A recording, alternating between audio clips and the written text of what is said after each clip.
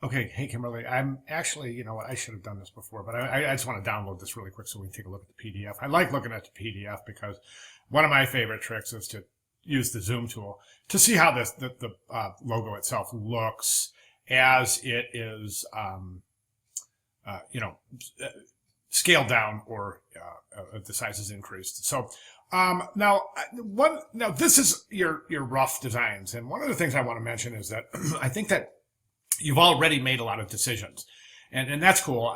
But still, at this stage, I would still like to see, I would like to see more experimentation with type, because what you've done is you've already decided you're going to use this typeface.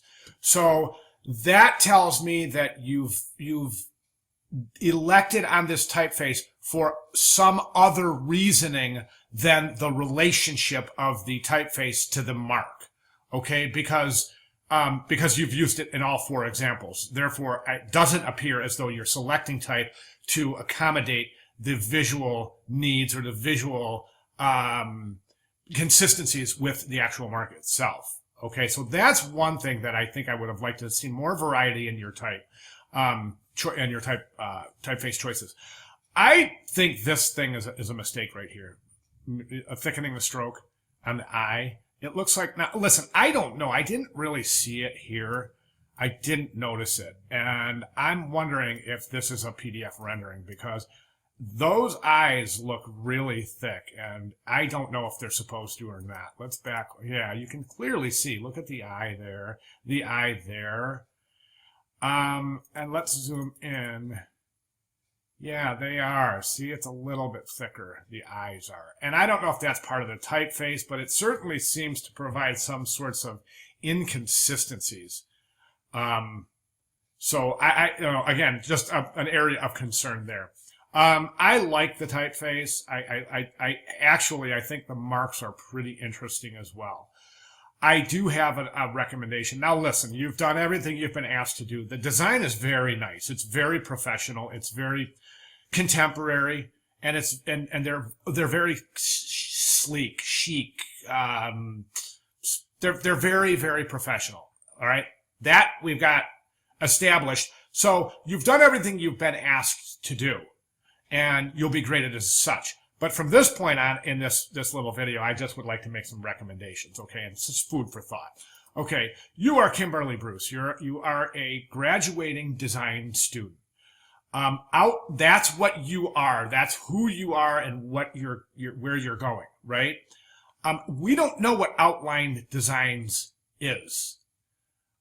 We don't want to know what, I mean, personally, I do a lot of hiring. I do a lot of portfolio reviewing, and I do a lot of consulting for both design firms and advertising agencies and studios that hire designers. And I consult on how to and what to look for in hiring fresh out of design school designers. In other words, I consult on people to get the best return on investment for what they're about, the enormous investment they're about to embark on designing, hiring a new designer.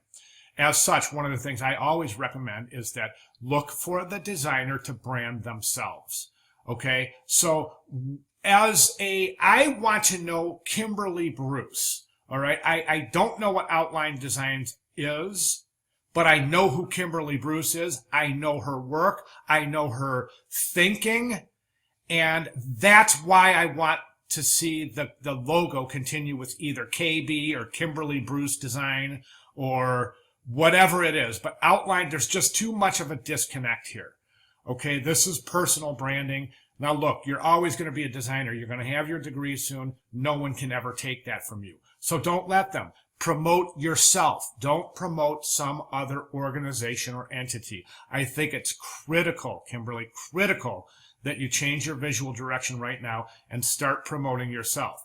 Further, Outline Designs is going to be your logo. So when you take your portfolio and you start, you start hitting the street, so to speak, and circulating your portfolio, whether electronic or your portfolio book, you want to promote yourself as Kimberly Bruce. You don't want people getting confused with Outline Designs. That, to me, would cause immediate confusion if I were to interview a designer and they were trying to brand themselves through some sort of entity.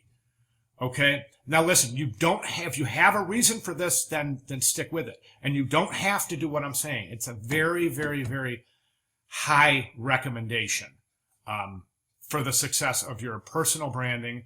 And what I was saying before is you have this design degree. No one can ever take it from you. So brand yourself. Therefore, if anything happens in the future, now I'm not real sure what your employment situation is, but stuff happens all the time.